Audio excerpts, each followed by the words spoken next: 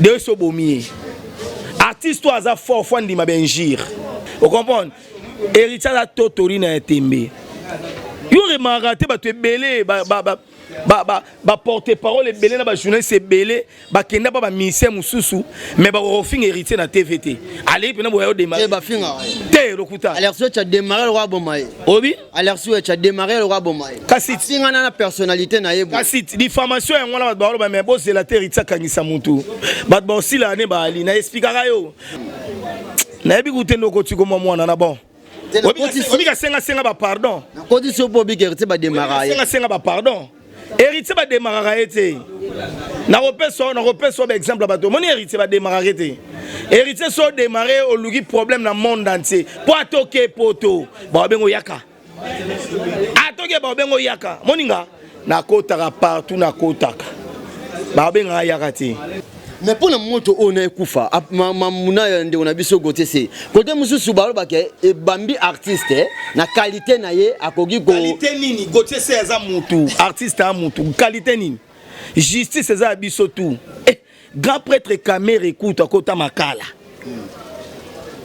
grand prêtre tous les présidents samboka na biso les gars na nzela na ye pembe nini akota donc c'est que gote c'est pe akota.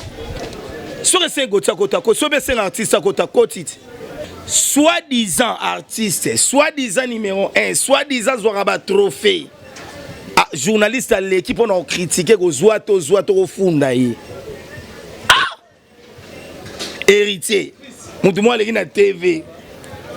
Et on so qui na funda mutu. Ngane na oya pas maître Christian. Maître Christian a dit dans Mulumba tala na pesa ke caméra na nga $600 ngo piate boibe. Tangu bazo sala plainte ba komato avocat maître Christian Fundi Adida. On va écrire Zini Kumbi nda akize.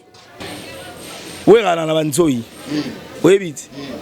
Webi ni amakord. Webi ni amakord. Webi kenit. Webi ne ba swa ba. Pas tu refi ba swa ya linu mo webukana.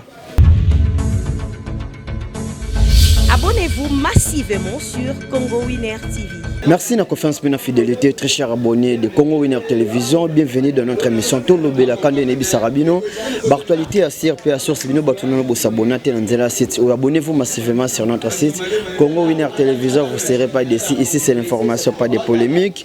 Ce que vous avez polémique au Talingam, vous avez information à la Congo Winner Télévision à travers l'émission Nabino Tolo Bela Kumba votre humble serviteur Milik de la presse congolaise. Merci na fidélité Nabino Bandeko ba koza ko s'abonner. Na site na biso, merci na confiance na bino, merci na ba suggestion, merci na ba commentaire na bino, merci na ba critique et ça la poto bongisa musala na biso et kendeli boso. Un grand merci à madame Sarah Kabunji la Cléopâtre Mwasa le Kingolo na Mwindu. Merci na l'infinitif Gilles Vassim Bastar Angelia Tania Mukoko Miss London. Merci na Audrey Mboma vrai qui n'a autre Manjile na biso. Merci aussi à Janimi la 4 fois boss. Merci na Tishiki Mandiango papa na Alegria Mandiango topesi mote mingi na l'international Janice S1 mais lui c'est mon préféré. Je reste fond de mon mère. J'étais salé Charlie Balaka, Charlie Moutouale. Merci pour les soutiens. Très chers abonnés, aujourd'hui sur notre plateau, je suis avec Very Zinikumbi. Donc, l'actualité nous oblige. Tuzara na sima poto sur la naïe Montréal a dit de l'Umumba l'homme à la taille S. Fongole la biso déjà plateau. Zinikumbi, bonjour et bienvenue dans notre émission. Voilà, bonjour Milik de la presse et bonjour, bonsoir. Ça dépend de l'ère où internet la biso. Merci beaucoup Nabana Boma. Merci beaucoup Nabana Mwanda, merci beaucoup Nabana Matadi, merci beaucoup Nabana Soyo et merci beaucoup Nabatu tout ya Congo central.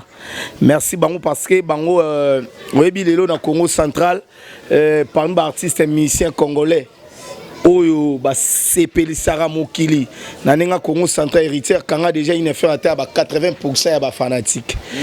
Mais avant tout bandoto pesi merci beaucoup na Nenete Kole.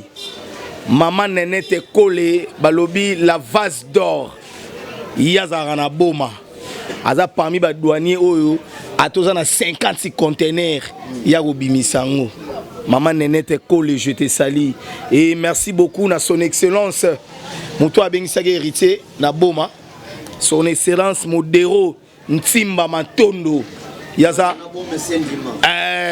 yaza mwana Nkanzi eza so outi bomo so keni mwanda 45 minutes place Héritier beta itobeta masolongwa.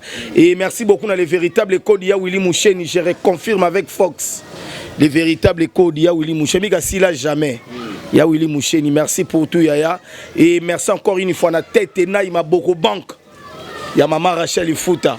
Moi c'est l'église catholique na Valère. Et Tigato Pesa, merci beaucoup. Na maître Kaye et Kadianga Babi, je reconfirme, l'homme du terrain disponible et intégré. Naebiso laisse tomber. So monga na otanga comment mutu wekeba. Pona changu bazolinga bakosa biso. Parce que Tigato Betano li solo ya ba député. Parce que na changu député à la lisute to bengala bango kala na olobe take notable ya changu. Et take mutabundela ka changu partout. Tout ça na mutu moko na changu. Maître Kaye et Kadianga Babi, l'homme du terrain disponible et intègre. Merci Zini Kumbi, disponible et intègre. Merci Licité. Et merci beaucoup na plateforme. Plateforme na Boma, merci beaucoup pour tout. Merci beaucoup na Sisabidimbu. Yazala pemeni honorable, pemena son excellence. Zwa kombo yo, Modéron Timba Matondo. Nenga boye gouvernement ya Matadi, gouvernement ya Congo central, gouverneur Morora to tigene photo pesa ye wana. Modéron Timba Matondo son excellence. Beta biloko toleka. Merci Zini Kumbi. Tout le monde qui est déjà na président Héritier Watanabe. Boni concert Héritier Watanabe. Merci beaucoup na batutu balinga Zini Kumbi. Merci beaucoup na Héritier Watanabe Totori na Tembe. Les grands spirituels, toi Vimana Kati, l'homme le plus compliqué du monde, je reconfirme. Ngana yo comprendre ngonde siko na moi retard. Nazongi ndaku, nazonga ndaku tongo. Parce que nazalaka na ndaku. Vous confirmez biso ko zongo ne peut Héritier Watanabe. Nazala déjà Héritier Watanabe. Oh. Nazalaka déjà Héritier Watanabe faire rigolo na banego tchai pour na stade na ndenga musique à Congo. Mais na liaka pe Héritier. Na lataka pe Héritier. Parce que le ma musicien congolais so do no tanga bato ba liaka, bato ba pesaka Héritier Rosa numéro 1. Na kota na bandaka bato wana tout, ya ba musicien tout yo yebi.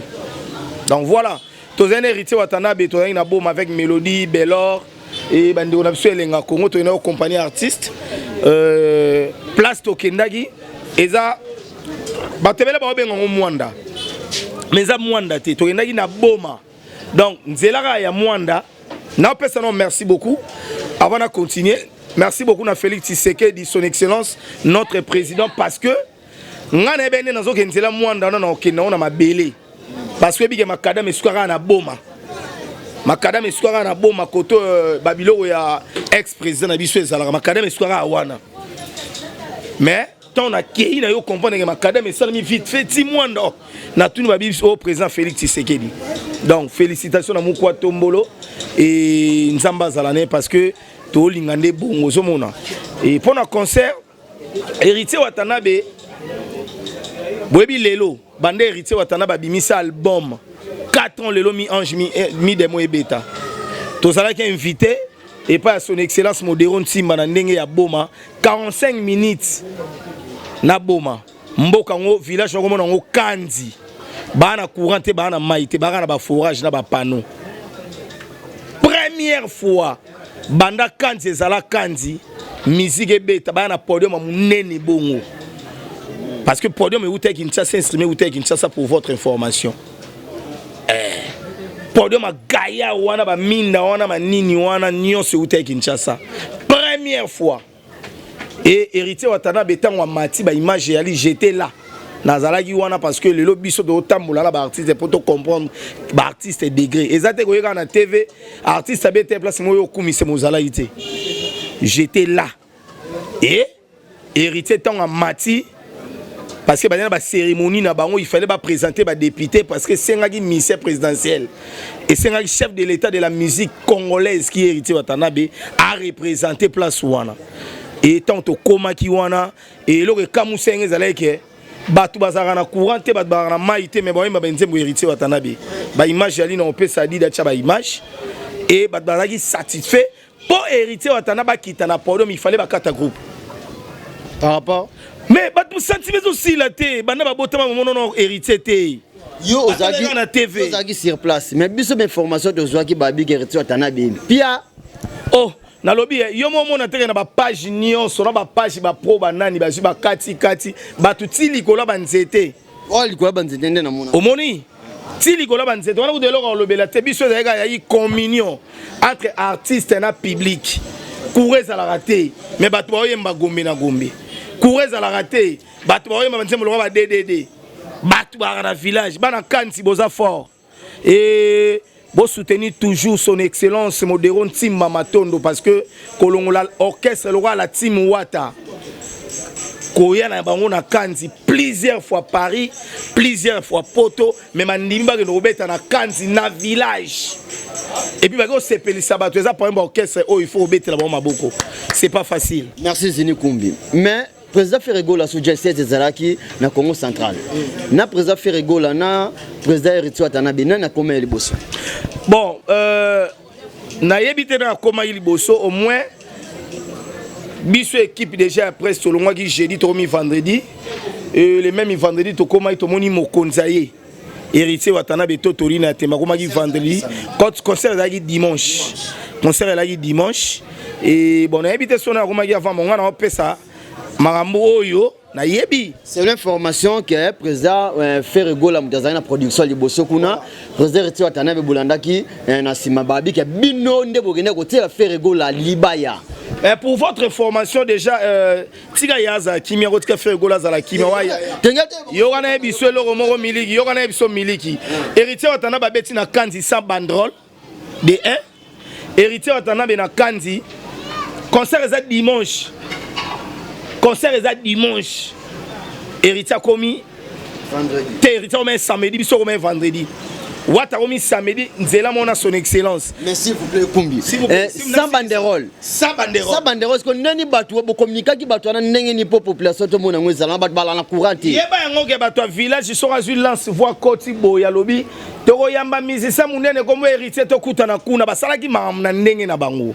Promotion de Salama qui te promotion na ndenge na bango biso tsheba bien sûr promotion pour l'artiste et ça na ndenge nango batu ba yeba yoki musique biso l'essentiel les gens bango main fois na TV on nous a appris à l'école que la musique est l'art de combiner des sons d'une manière agréable à l'oreille et non la musique est l'art de faire des polémiques des injures bablo moezangatina biso l'essentiel les alaki batu ba yoka musique hérité lorsque on yoka musique hérité rien à voir asa lampiaka asa la plein musique né prévaner les 4 ans album héritier obeta obika bimisaki nzela moko abimisaki nzela moko na abimisaki nzela moko na artiste pe ya mboka on a des fallis pour pas que je salie à passer lelo album ande kwano tangi kombo ebeta lisute mérité obeta oui pour votre formation point d'interrogation héritier otata ba ko mata jamais na podium na nzembo guié malela jamais. Pourquoi? Oh, si on est déjà artiste à Matina Podo, ma bêtise 5 chansons ya kala. Mais auto bimisa album, c'est que entre guillemets, Héritier Matina ba gomena gomo, ça dit na katindule. Na ba image na relaxation na tia kuna statut lobby. Na relaxa yo papa. Vous comprenez? Ça veut dire quoi? To sola rapembe. To sola. Na bona ngo beta ba prise hein. Na bona ngo beta ba na bona robeta ba prise na bona robeta ba prise pour migolo ba okangisa bato na bona robeta ba prise obangi prison olobi obangi prison prison neseni yo somona journaliste à YouTube à côté prison ça 2 semaines to une semaine et arabe 2 jours 3 jours manika ça 3 jours là on a legi manika na relation alors beta biloko to de papa merci beaucoup na Gérard Richard merci beaucoup na Serge Yaka. Et à tous en café suisse c'est pas bon c'est ino Kanza soit la famille en ta la biso en Suisse je te salue. Nabi chemin de la gloire. Date au Bopesa qui jusqu'à présent chemin de la gloire est un album en colo. Les gens Aristote au talangai. Ben n'est pas au talanga, Sarah Mulumba pas au talanga. Chemin de la gloire est un album en colo. Chemin de la gloire est Yenga Mandala. Chemin de la gloire est le 25 mai. Jour papa Simon Gimbango Botamara. Chemin de la gloire est le rôle là. Jésus-Christ a sécoui. 25 mai 2024. Na beza le rôle là yango. Au moins le 25 mai. Le 25 mai jour papa Simon Gimbango Botamara.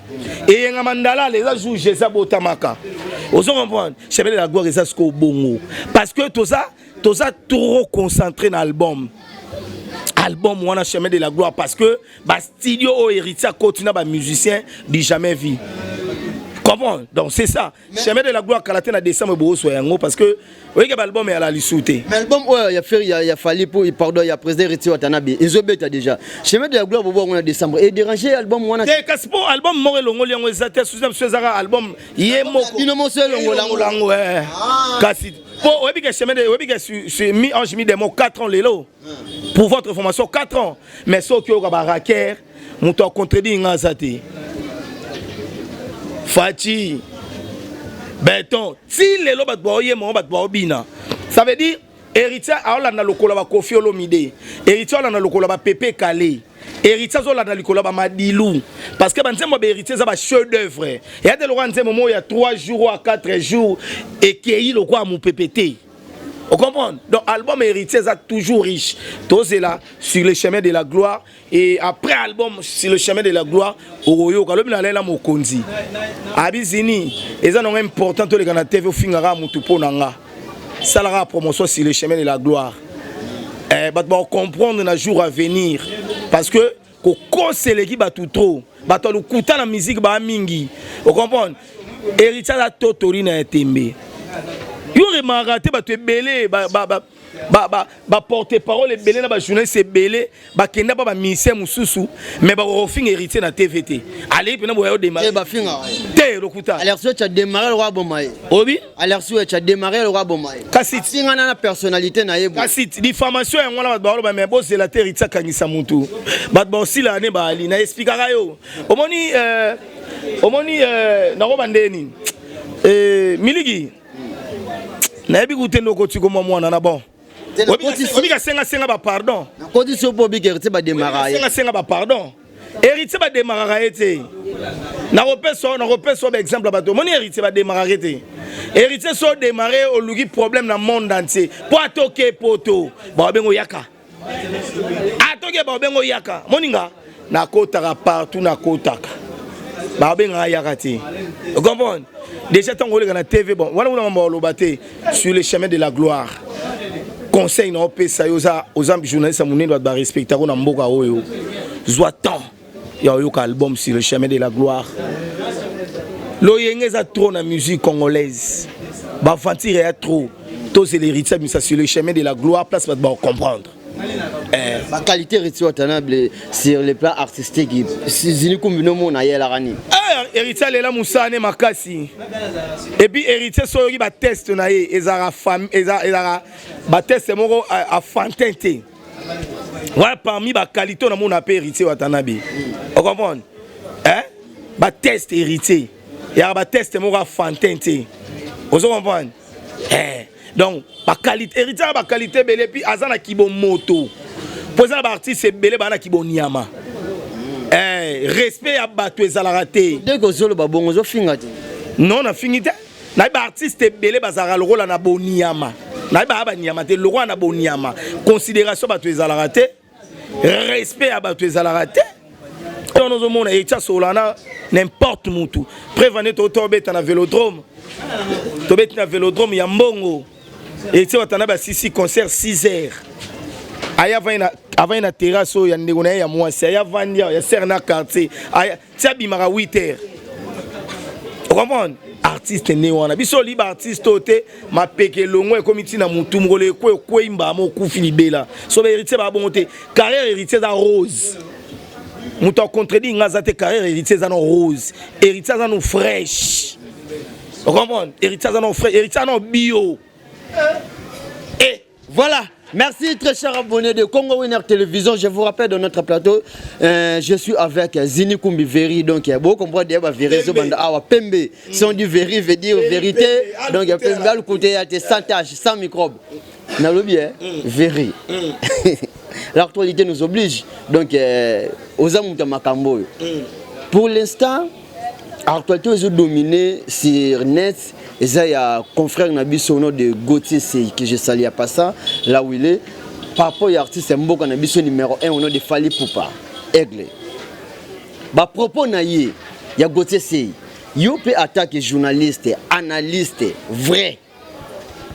Biloko wataka kiwana. Est-ce que il fallait démarrer artiste bon? Oui, jusqu'à présent, bazana en justice. Oui, journaliste, bisoza 3e pouvoir. 4e pouvoir, pardon. Toi, 4e pouvoir. Artiste, c'est pas poste na biso, biso doit na poste artiste.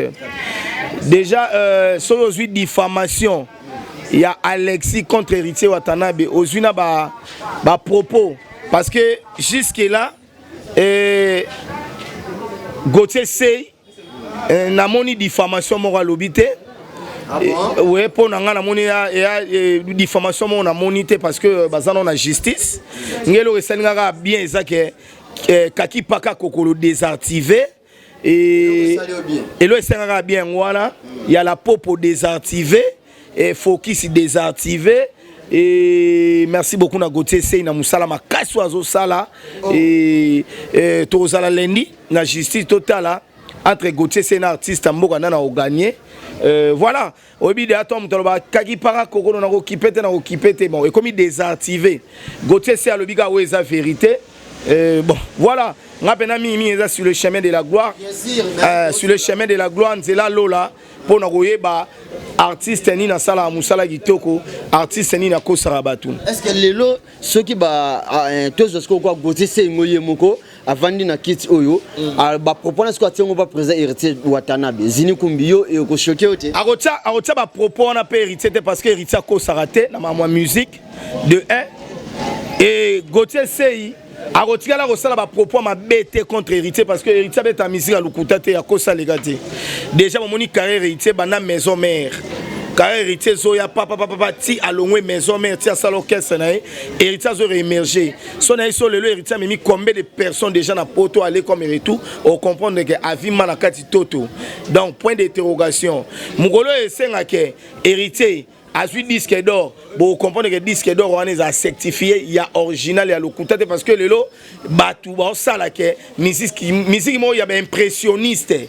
on comprend nanda kunole mususu otiki mbongo oliate nanda kuno tiki mbongo oliate mokeki mbuto ko medisa bandumba po mamono ka yo danger ka musique on ba beta ngwana ti on comprend parce que Héritier baza nanda kuna tiki mbongo ale sape batu koto c'est ça toi na posa biloko ya bongo ya omoni lelo aba artiste ba kokali sous vérité il faut que nous refunda neti mutodo tanga kombo finge Héritier za na temps Héritier tant on benga Héritier faut tant non Héritier ya Héritier et notre Héritier azaki sera tse ba jeep boy a okende boîte bato botanga ba komo le ba numéro e ba na ba orchestre na ba na coin ana mbongo champagne té oh maintenant on explique vérité boto Héritier ressomme ba champagne ba 15 ba 20 na ba boîte ba artiste obenga ba numéro e ba non na coin ba ba orchestre na bango ba ya ku boîte té ya mon somo moni muyaka sur les 30 soit sombe lamba faut ba filmer à la kisi a somi le point go la kisa wa ba yaka ba zoa les 30 so be Héritier na temps wana te ya ko funda mwana wana jamais mwana no babenga yaka pour so Héritier fundi ba bimse na parquet so ba fundi diffamation boy ba benga Héritier bo sambie ba tie makala moi 5 mois bimite bongo te ba eseka yaka Babosani était. Le propos de Denis Sanga et son auteur, c'est moi qui dis. Babosani était. Oui, Babosani. Yeah. Aleki n'a pas fait un pardon, Aleki n'a pas pardon. Héritier Olim, c'est Boba Spiritas. Mais pour le moto on est kufa mamuna nde on biso Gauthier Sey côté mususu balo bake e bambi artiste na qualité na ye akogi ko qualité nini Gauthier Sey za mutu artiste a mutu qualité nini justice za biso tout grand prêtre Kamere écoute akota makala grand prêtre tous les présidents samboka na biso les gars na nzela na ye pembeni ni akota donc c'est que Gauthier Sey pe akota sur les 5 Gauthier akota ko so be 5 artistes akota kotiti kuna de suma mo intervention de Fati Beto lobaki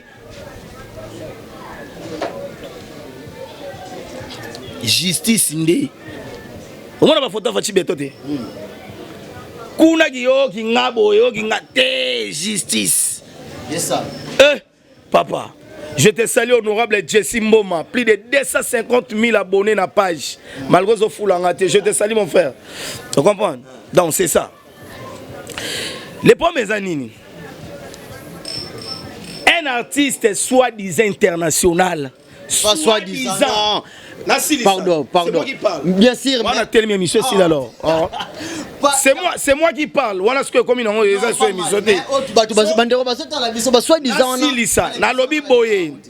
Soi-disant, je n'ai pas le temps de citer le nom de quelqu'un ici. Il ne me paye pas. Moi, je suis avec Héritier Watanabe, Totolina Tembe, les grands Moukish, les grands Spiritutu, Avima Nakati. Tant on s'en maramba, toi, on a bazalate. Soi-disant artiste, soi-disant numéro 1, soi-disant Zoraba trophée. Journaliste à l'équipe, on a critiqué que Zouato au Fundaï. Héritier, moi, les gens TV. Et on faut qu'on ait un funda qui était. So ba otanga kuna yalo kwanga na avocat na maître Christian Kabalo. Baro ya 4 minutes j'étais sali. Soki na ina funda mutu. Ngane na oya pa maître Christian a dit da mulumba tala na pesa ke caméra na nga $600 ngopia te boibe. Tangu bazo sala plainte. Ba komato avocat maître Christian Fundi Adida. On va écrire Zini Kumbi ndakize. Parce que on va avocat te kasi lendi yepa sa kuna lendi to yo tele nenga samba kuna mambo te ya nini o soki te samba au moins sur place à quoi place bambie bou orgueil humilité précède la gloire. Bien sûr, mais on peut-être un monsieur biso ba journaliste ba artiste makambo. Comment ça fait Gauthier c'est qui de kosa ba Kofi Olomide ba benga mutungu ba na mboko yo. Kofi Olomide ba traité violeur violara batu. Kofi Olomide ba traité de tout na mboka afunda nani. Batunda be papa Wemba. Bato bana musique bango wana. Weba kisi njora kota makala na première émission. Mutali boso kota ki makala na ndenge ba musique à part loi weba kisi njora. Akota makala parce que on a ya main émission dans zono télévision to sala yango na beau marché. Ba o ba yeba webi mutakangisa e. Ka muto afundi Gauthier sei. Kepa kisi no tiemi ko ese makala liboso kota na vie. Na na funda rayo. Et puis au sala émission na nani? C'était moi. Le bagage artiste soki babotaka yo na libumwa quartier la tête le ngo sala wapi akenda ko kisi njo abora mai na mutu na émission wana akenda ko funda kisi njo c'est lui un artiste yo so alobi no ka boyo ko funda po yo international aux artistes munene ya moi si le chemin de la gloire bimara maman essaie ba comprendre que oh wana lukuta oyo ane chanteur mais impressionniste oh wana yambe héritier bois danser tala kangelo na ebisio l'avenir donnera raison na mboka oyo na ebisio webi rombo tunani Kofi Olomide otambola na Jaguar rombo tunani da sombia décoré Kofi asala boy rombo tunani le rombo azab ba propos ya ndeko na biso sango mutu na yo sango parce que mambono tozo ba ke misika mboka na biso moka ba journaliste parce que tozo bomango akende kusani kuna na vivendi kasi te basengaki 2 semaines ya ba bref maître Gika Bongo oyo aza avocat ya Gauthier akende na snap na ndenge internet azui ba bref. Parce que artiste ozolobela otanga komone mingi olobi ke bayebi ke alobango azwa album a liboso azwa disque d'or na nini na liboso et puis azwa sous disque d'or. Soki Snap a confirmé que azwa 2 disques d'or. Gauthier a accusé. Sango kendaki pe na Vivendi pour koyeba si réellement ba signé contrat na Vivendi. Est-ce que t'as lié? Kasi si ba okanga Gauthier ka pour une émission na yeti. So yé pas de défendre que ba propos de ko lobaki lokwa na za na Paris. Et ça là comme lundi, Vivendi elle a qui fermé aye mardi, ba solna Vivendi pe ba preuve. Ya ngomona ki Gauthier sei tant ba yebse ke ba preuve no legi sous na télévision pour no yesa ba tout ke tozo kuta na lundi. Ngana pomite. Webi ibrato ba finga e trop pa ya mombo, trop. Atkala okangise te. ko kangisa mutu ko fundo biso na ndenge ndeto araboye parce que ngaka na cité ngaka na changu ngaka na changu na betaka sete ngaka na mwana changu na mwana njili na bomba yango te comprendre parce que njili sala batu parce que mwana njili mwana changu arayuma te omona ngana moi les grands spiritus tout yomo watu banana yobiga yo en esprit pour y pas en esprit ça veut dire quoi déjà soko funda ndeko na yo moko boye de so bomie artiste toi aza fort fandi mabenjir roba fandi mabenjir et alors roba finga adida yo kutu no bo APD sora adida ko funda ka so APD si je comprends bien c'est que problème puis aller switchi te artiste a forme esko yel rwanga o fingi mama nanga ndimi mais to ba yo yebisanga kande matina niacho makofi mais za mama te za mwana non to ba voka pe artiste fali pour ba muna kande mati yo ba genda ko kize c'est kasi fa ba longo nde kombo ya artiste place wa ba tia kombo avocat nda fundi na bien papa c'est là nazo yebiso ba fa ba longo na kombo ya na lobby fa ba longo na kombo ya artiste ba lobby avocat nda fundi. Oh. Mais le lot que zo bebino boke ofunda alersi wechi balo bani ba speaker babuna alersi wechi posani ba funde te so la zo chibosani nabi est-ce que wata bena ko so tana ye inde na ba avocat ne kana ba avocat nene nengwala ba grande personnalité mboko ba za pemela wata ba kena mo na parkio et ana garçon mo we komone boye bo afinga ki héritier boye c'est que wana de sou wata te wata osama mbo pampo wana mama ba mike akotikela ko sangwe wana mama ba basi wata ko sama wata mobali ese wata ko ofunda mutu po mutu ana fingi mutu ana ndeba obengaka yaka so ba monena kitaba benge yaka akangola ba benge yaka ake Paris ba benge yaka ba benge yaka ne pa banani kasi ye mo ye ba benga ye wera na banzoi webiti webi ni amakord webi kenit wende ba swaba on pas tu refi ba soye linu mo ebukana ba jana fait zonga na musique ba zonga na droiture ba ko finga ba artiste ba te bele ba otika omo lelo komara ata bokainga na obima ngabe na utolo bangwati ba jeunesse YouTube ba sala 3 jours 4 jours te ngabe ba kanga petite sœur na ngamo ba otsama kele mikolo trop na TV pas artiste mon we chance kuta kimagi alo ba jour na célèbre ba ngata ba kainga na obima atata soki ba niatie lokutu afinga isute yabona nyama kwa afinga lisusu nyama kwa ndo finga wera bano bombele kaka afinga wera babombela ke kaka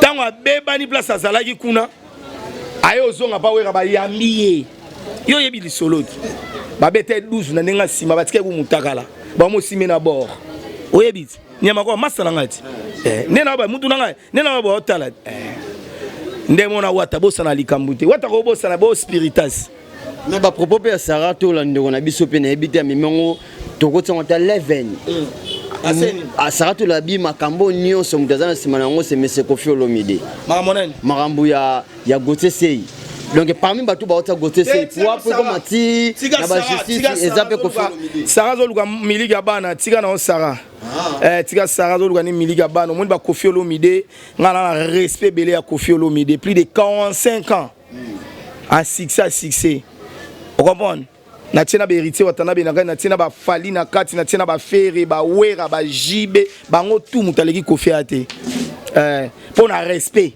so na longole watu ba pas en héritier na tina héritier na mutaleki Koffi ate na yosko ndolo ba bosola no pembe mais quand ndeko na biso wana l'air switch ba ki de wendo tina bébé chanda ata Koffi Olomide fali pour paleke na répertoire sikoyo ngazini vika na leka na ina na tanga mwa ndambu na ko sa ba propos ndengona na télévision te na obima dengi comprendre lelo so babi toke feti mo bo to ka nostalgie to ka nzembo papa oyo kango boye papa so dono sala analyse Koffi Olomide ko mabeza parce que na eba mwa ndamu nga koli na musique ko fa sa banzembo lo ba Fazer ba sa banzembo lo ba Airways ko fa sa banzembo lo ba SOS oyo muto wana otanga otikala osala ngote bibi demwe sili tokota na ezobeta na kota na terrain na taba nzembo bon a Fantin na yebi mezobeta tala na préféré ngata webi nzembo mo we vena so Pascal Bopayemba mina le lobby lia kinga bikoki o comparer nzembo wana na nzembo nini Papa musique ya lelo ça ya bana 2005 bon na ba artiste ouais lelo papa ngana mande fois pembe boy faut na yeba miseni na Hollanda tu comprends donc c'est ça musique ya lelo baby pour na musique wana mike nde musique et baby bien berité watana be baye ba sauver rumba berité ba sauver rumba oyo nzembo ba mana ready à miss oyo nzembo wana Baimela Deborah Luando. Je vois ce qu'on teste. Total la test. Total la instrument test. Oui, c'est mon Mazé. À la merde, il y a quartier 4. Mazé, il y a taboulé à Noé, il y a Luambo. So, taboulé à Célé Nzembo. Oui, c'est mon Mazé. On va tester. Moi, ça, ok. Parce que le est sous bon côté. Le est sous bon côté. Les hommes musique et baby. Et puis, mon baby, si musique, ils sont au yébié. C'est qui? Non, tant à comboter. Ils sont au yébié. C'est une compétition, mais souka. Bah, tu vas retenir une émission. Bah, tu vas retenir un passage dans une émission non Mili qui sur le chemin de la gloire décembre à Batba Zela. Bah, qui va s'abonner à la chaîne Héritier Watana Bete na YouTube qui est s'abonner parce que bah reçoit une exclusivité qu'on a. Dans toute plateforme il y a téléchargement. Bah reçoit nzembo mon album na bango oya kitoko. Merci beaucoup na bureau Héritier bazo sala musala kitoko tomoni Tchali Rubenga tomoni ancêtre Paralingomba tomoni Dadi Mola et Tomoni Ndegonanga Dibaya donc on va au musala makasi merci beaucoup on va mettre tout Z poison ba tout au et la team artiste na biso donc et tu es bien sur le chemin de la gloire va comprendre degeni héritier mais meli bango donc voilà. Et merci beaucoup na le véritable code ya Willy Moucheni ya na benga ki lobby na bise bana bazongi classe na ici ya na bibana bazongi classe ya kuna na école bana basanga fona pisa na mo pe promotion masamba ya lo bon yé mo roleka afuta pona bana ba ne mobimba. Merci beaucoup ya Willy Moucheni et merci encore une fois na maître Kayeye Kadianga Babi Tchangu na biso maître Kayeye Kadianga. Merci beaucoup na Milik, merci beaucoup na Dida Lumumba malgré ça ne longa stress yeso azam piaka stress ezalaki makasi. Winner télévision. Congo winner. Botalaka Dida. Façonnezo komelo yo yampiaka Dida. Merci beaucoup na yo Gino, merci beaucoup na Gérard Richard. Tout aux matanga donc ya Thibaut Milele tika kibiso kulu Thibaut Milele. Ya Thibaut Milele autiko tika biso yaya donc Naza de cœur avec vous Yaya donc Naebi qui place aux Ali et paiement na kimia bananjili tout batunyo famille qui tozo le lapo non donc voilà te présenter parce que c'est condoléances na famille Milele nyonso mauvais Thibaut Milele qui la terre de nos ancêtres soit douce pour vous et paix en son âme donc tozala wana tolela yo merci bandero balandi nyonso Congo Winner Télévision to commune suka émission merci na ba diaspora sonde boko tsaki biso banda kuna bino sans permission à travers votre émission Tolobela Kande ne bisara bino a bien GRT aza télé ya ba para donc ya bo s'abonner massivement na site na biso et aussi la biso bien Congo Winner Télévision ce qui bo sepela kina élément mkola lelo to pesa merci mingi na Adida Lumumba loma la taille S yazala kina sima na caméra kino na machine na micro za kinga wa bino miliki de la presse to pesa ba merci mingi na madame Sarah Kabunji la Cléopâtre to pesa ba merci mingi na Charlie Mutoile mon mère to pesa ba merci mingi na Audrey Mboma vrai que nous gérant ce fond de GT Sali mauvais papi Mangala déjà merci pour les soutiens Cédric Mbakira au banque Matonge Bomoko Balobi bientôt biso moto lobela mauvais papa Diakano les patrons du collège de Saint-Paul School merci na fondation Foudi l'Union donc ceux qui sont assis à zongité ngana bino to kutani mikolezo ya protégez-vous bien on est ensemble merci. Abonnez-vous massivement sur Congo Winner TV.